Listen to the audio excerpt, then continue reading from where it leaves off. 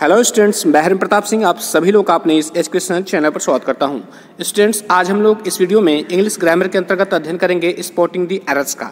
Spotting दी errors क्या होता है, आपने नाम सुना होगा या आप पहले पढ़े भी होंगे। एक बार मैं बता देता हूं। देखिए, स्पॉटिंग दी एरर्स में क्या होता है कि एक सेंटेंस दिया गया होता है, उससे 5 पार्ट में डिवाइड किया गया होता है, ABCD, और लास्ट में नो एरर का सेक्शन भी रहता है। तो आपको फाइंड आउट करना है कि कौन सा सेक्शन जो है ग्रामेटिकली रॉन्ग है। आपको इससे फाइंड आउट करना पड़ता है कि कौन सा सेक्शन ग्रामेटिकली रॉन्ग है, और यदि पूरा सेंटेंस करेक्ट है तब आपको जो है नो एरर को चूज करना होता है। तो आइए समझते हैं कि स्पॉटिंग द एरर्स के प्रश्नों को कैसे हल करते हैं और उससे संबंधित रूल्स क्या होते हैं। मैंने जिन एग्जाम्पल्स को लिया है वो किसी न किसी एग्जाम में पूछे गए हैं।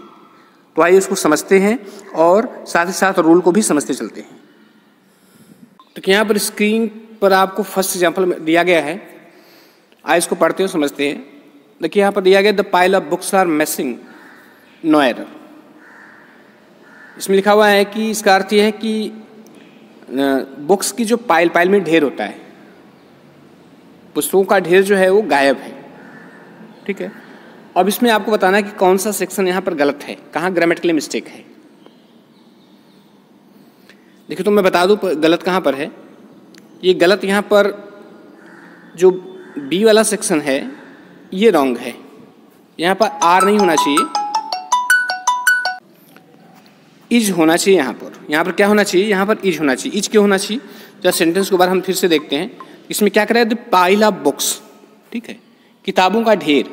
तो यहाँ हमें बुक्स के अनुसार नहीं लगाना है, हमें पाइल्स के अनुसार लगाना है। पाइल वो जो बुक्स हैं उसकी जो ढेर है, किताबों का जो ढेर है उसके अनुसार लगाना है।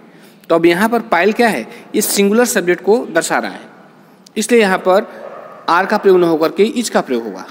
आशा करता हूँ कि समझ में आया होगा। अब देखिए नेक्स्ट क्वेश्चन है, यहाँ पर लिखा है कि आइदर ही और आई और रॉन्ग। इसमें कह रहा है कि आइदर ही, या तो वह, और आई या मैं गलत हूँ, या तो वह या मैं गलत हूँ। अब इसमें बताइए कौन सा सेक्शन गलत है इसमें।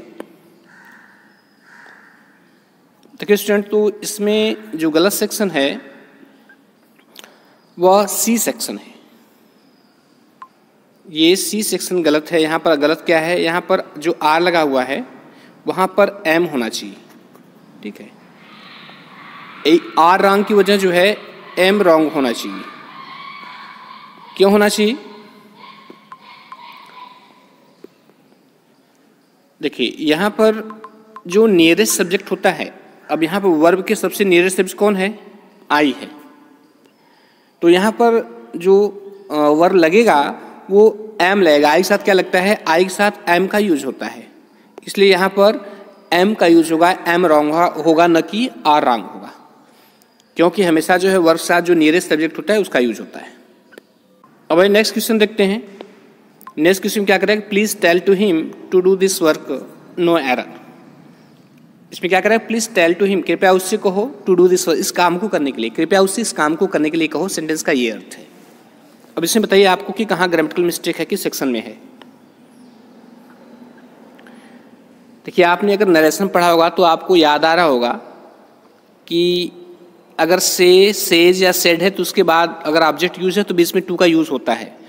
लेकिन जब टेल्स या टोल्ड जब लगा रहे तो उसके बाद कोई ऑब्जेक्ट हो, टेल के बाद कोई ऑब्जेक्ट हो तो अब हम जो है टू का यूज़ नहीं करते हैं। तो यहाँ पर ये टू का यूज़ गलत है, ये यहाँ पर नहीं होगा।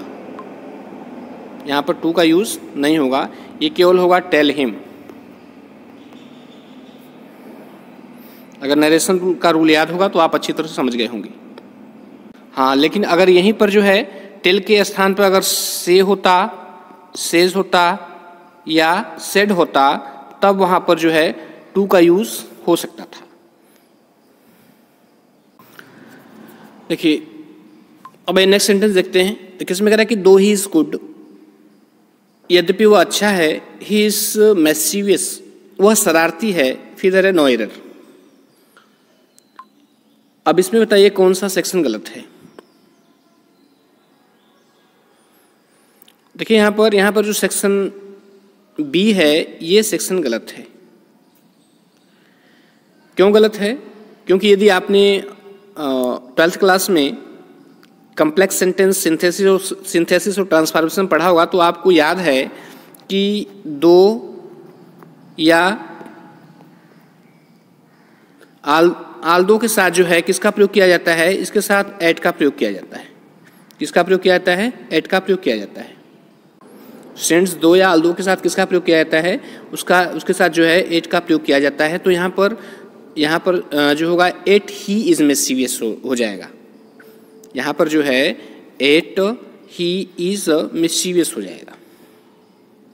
अब नेक्स्ट सेंटेंस देखते हैं। इसमें कह रहा है कि the thief hit me suddenly and hardly, no error. बताइए इस सेंटेंस में क्या गलत है?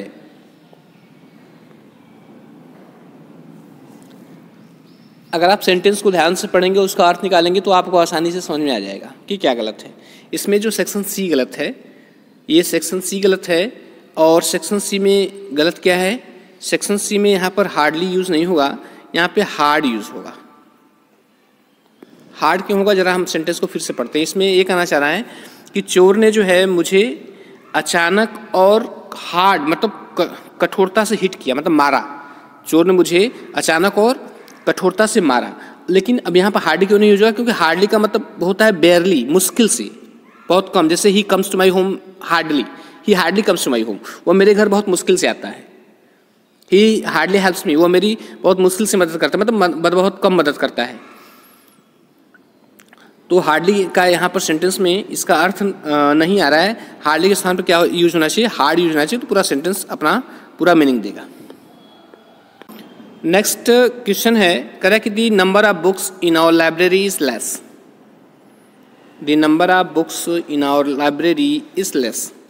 इसमें क्या गलत है?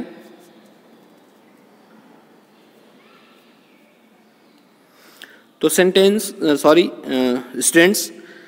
इस सेंटेंस में कुछ भी गलत नहीं है। ये सेंटेंस जो है एकदम कम्प्लीटली राइट है, करेक्ट है। इसमें कोई भी गलत नहीं है। इसमें ये कह रहा है कि मेरी लाइब्रेरी में पुस्तकों की संख्या जो है वो कम है। तो सेंटेंस जो है वो करेक्ट है।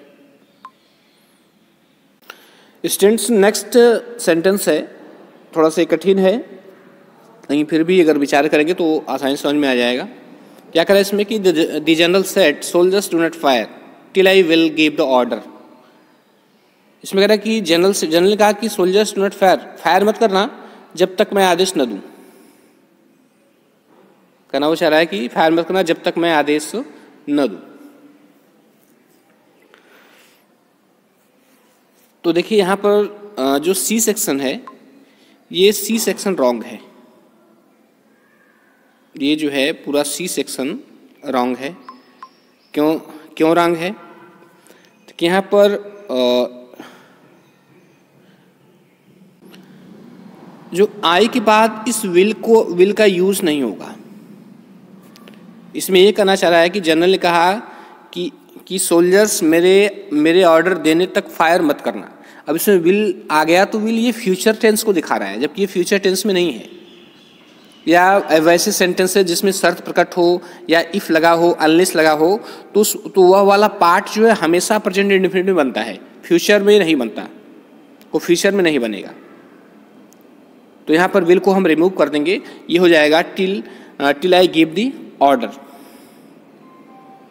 नेक्स्ट क्वेश्चन है, इसमें कह रहा है कि neither of the candidates are good. इसमें कहना चाह रहा है कि दोनों कैंडिडेट्स में से कोई भी गुड नहीं है, कोई भी अच्छा नहीं है। दोनों कैंडिडेट्स में से कोई भी अच्छा नहीं है। तो इसमें कौन सा सेक्शन गलत है?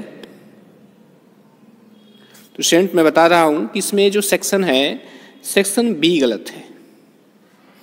इसमें आर के स्थान पर क्या होना चाहिए? आर के स्थान पर इज यूज होना चाहिए। क्यों होना चाहिए? देखिए, जब भी कोई सेंटेंस हो, केवल नाइदर लगा रहे, केवल नाइदर हो, नाइदर नॉर न हो, केवल नाइदर अगर लगा हो तो उसका मतलब होता है दोनों में से कोई नहीं। अगर केवल नाइदर सेंटेंस में यूज है किसी के लिए भी, तो दोनों में से कोई नहीं उसका अर्थ होता है।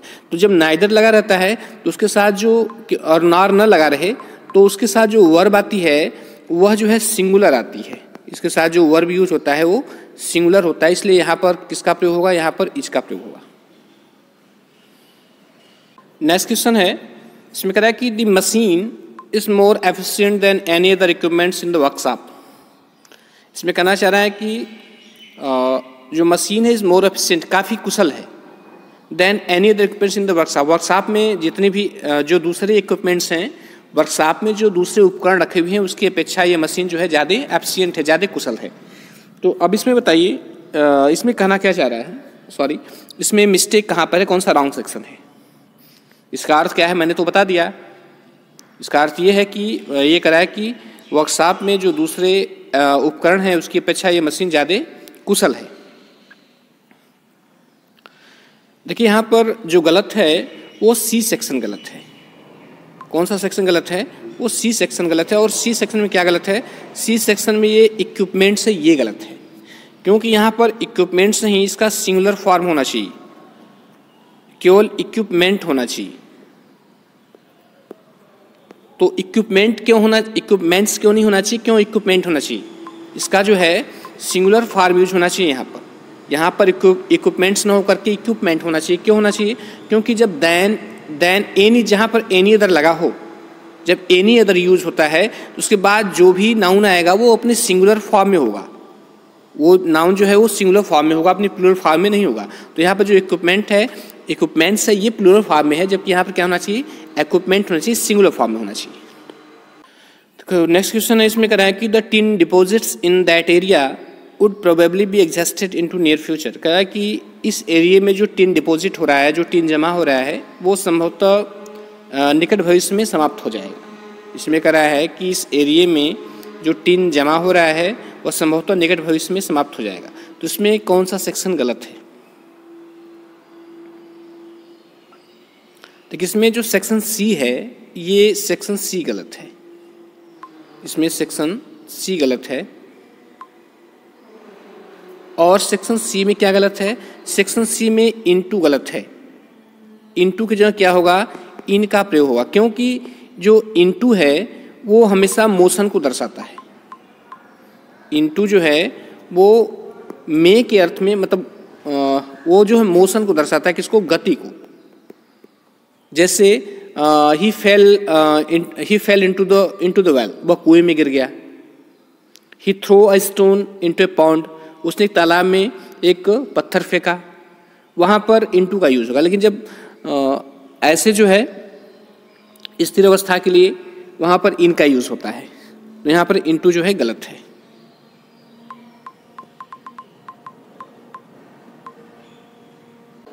अब नेक्स्ट क्वेश्चन है, इसमें कह रहा है कि the operation of this machine is different to that of other. कह रहा है कि इस मशीन का जो ऑपरेशन है उस मशीन से अलग है। ऑपरेशन मतलब इस मशीन को, वहीं इस मशीन को ऑपरेट करना, इस मशीन को चलाना उस मशीन से अलग है, कहना ये चाह रहा है सेंटेंस में। ठीक है, तो इसमें बताइए क्या गलत है।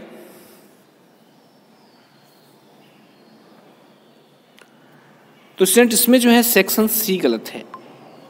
कौन सा, ये सेक्शन सी गलत है।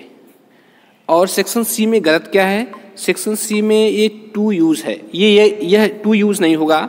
टू के स्थान पर क्या यूज होगा, टू के स्थान पर फ्रॉम यूज होगा। क्यों, क्योंकि जो डिफरेंट वर्ड है इसके बाद जो है ये फ्रॉम प्रीपोजिशन को ही फॉलो करता है। मतलब डिफरेंट के बाद जो है फ्रॉम प्रीपोजिशन का यूज होता है, न कि टू का यूज होगा। ध्यान रखिएगा, डिफरेंट के बाद जो है फ्रॉम प्रीपोजिशन का यूज होता है, न कि टू का यूज होता है। तो स्टूडेंट्स ये कुछ सेंटेंसेस रहे हैं, मैंने आपके सामने दिया है, आपको समझाने की कोशिश की है, और आशा करता हूँ कि आपको समझ में भी आया होगा। तो ऐसे ही एग्जाम्पल्स मैं आपके सामने लाता रहूँगा, वैसे एग्जाम्पल जो कि डिफरेंट एग्जाम्स में पूछे गए हैं, और इससे संबंधित मैं रूल्स भी आपको एक्सप्लेन कर दूँगा, तो आपको आसानी से समझ में आ जाएगा। तो स्टूडेंट वीडियो देखने के लिए बहुत बहुत धन्यवाद, और यदि अच्छा लगा हो तो सब्सक्राइब कर दीजिएगा। Thank you.